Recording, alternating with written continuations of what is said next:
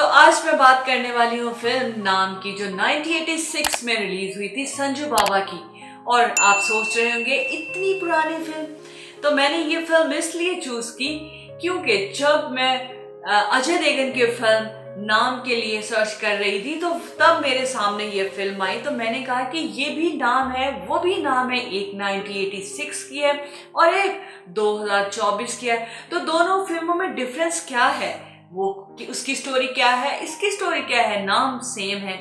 तब मैंने डिसाइड किया मैं ये फिल्म आपके साथ ज़रूर शेयर करूंगी कि इसकी स्टोरी में उसकी स्टोरी में क्या फ़र्क है। बहुत फ़र्क है दोनों की स्टोरीज में। कि इस स्टोरी में हम बात करते हैं संजू बाबा की स्टोरी की, तो इसमें एक माँ बेटे की कहानी है। जो एक बेटा बहुत काबिल है और संजू बाबा जो है वो अपनी माँ के फर्माबरदार नहीं है।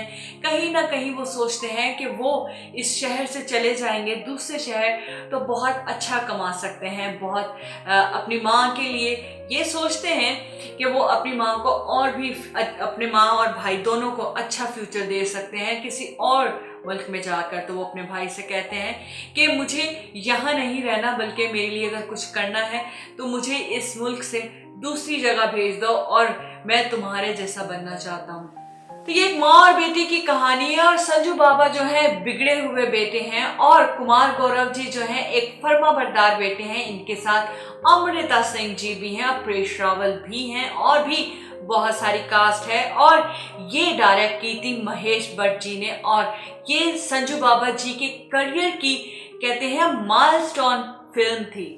एंड ये 80 के जॉनर के सबसे ज्यादा कमाई करने वाली 8वीं फिल्म थी और ये 1 साल से ज्यादा सिनेमास पर चलती रही थी और बॉक्स ऑफिस पर ब्लॉकबस्टर साबित हुई थी।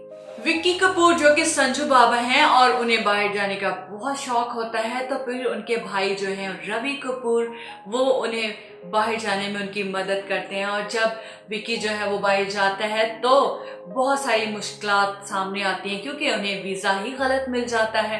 क्योंकि जो वीज़ा उन्हें मिलता है वो एक गलत काम के लिए मिलता है, गलत बंदे से मिलता है।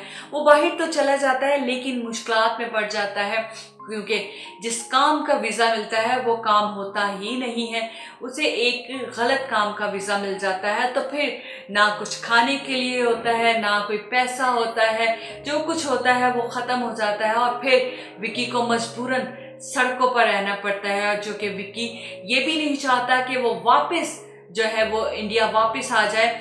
और जब वो ये सोचता है कि अब वो वापस नहीं जाएगा, वो यहीं कुछ ना कुछ ज़रूर करेगा, तो फिर उसके पास कोई ऑप्शन नहीं होता सिवाय इस ऑप्शन के कि उसे एक स्मगलर के पास जाना पड़ता है। जो कि परेश रावल इसमें एक स्मगलर के किरदार में है और वो फिर विक्की उनके पास जाता है और विक्की कहता है कि मुझे वापस नहीं जाना, मुझे कोई काम दे दो। और जब वो विक्की को काम देते हैं तो विक्की पहले तो मना कर देता है लेकिन विक्की के पास कोई ऑप्शन नहीं होता।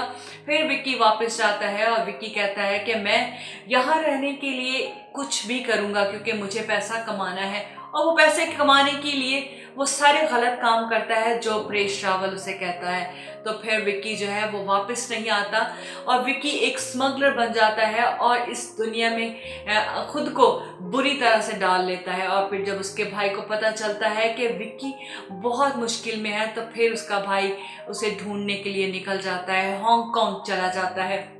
जब वो हांगकांग जाता है तो विक्की को वहाँ से वापस लाने के लिए बहुत कोशिश करता है। वो भी गलत काम कर जाता है क्योंकि वो चाहता है कि कहीं ना कहीं उसका भाई वापस आ जाए और इस दुनिया को छोड़ दे जिस दलदल में वो घुस गया है। फिर वो अपने भाई को वहाँ से वापस लाने के लिए बहुत कुछ करता है। आखिरकार पुलिस जो है वो विक्की को नहीं छोड़ती और विक्की को वहीं मार देती है और उसकी माँ रोती रह जाती है क्योंकि माँ चाहती है कि विक्की वापस आ जाए। और रवि पूरी कोशिश करता है कि अपनी माँ की इस ख्वाहिश को पूरा करे और वो विक्की को लाने के लिए पूरी कोशिश करता है लेकिन विक्की वहीं मारा जाता है। और इस फिल्म का एक गाना जो था पंकज उदास जी ने गाया था, चिट्ठी आई है, बहुत ज़्यादा हिट सॉन्ग रहा है अपने उस दौर में। आज भी जब मैंने फिल्म को देखते हुए ये गाना सुना तो मुझे ऐसा लग रहा था जैसे मैं पहली बार ये गाना सुन रही हूँ। और इसी गाने को BBC रेडियो ने जितने इस साल में गाने आए थे उन सबसे ज़्यादा हिट ये गाना रहा था। BBC ने 100 गानों में से इस गाने को सिलेक्ट किया था और इस गाने को पसंद किया गया था और ये गाना जो था रेडियो पर काफ़ी टाइम तक चलता रहा।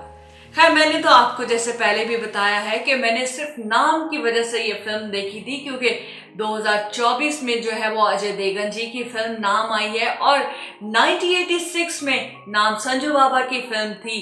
तो मैंने कहा कि देख लें दोनों में क्या डिफरेंस है, तो मैंने देख ली है। वेल, आपको कैसा लगा है इसका रिव्यू? आपने भी ये फिल्म देखी होगी। इस फिल्म का कॉन्सेप्ट भी अच्छा था। फिल्म अगर ईटी के जॉनरा की बात करें तो तब ये फिल्म बनी थी और ये फिल्म बड़ी अच्छी थी और हिट भी रही है अपने उस दौर में, और मुझे ये तो फिल्म अच्छी लगी। आपको कैसी लगी कमेंट में बोल सकते हो। वेल, इसके साथ अपनी होस्ट सनम को दें इजाज़त। अपना रखें बहुत ख्याल। फिर आऊँगी एक नए रिव्यू के साथ। Good bye.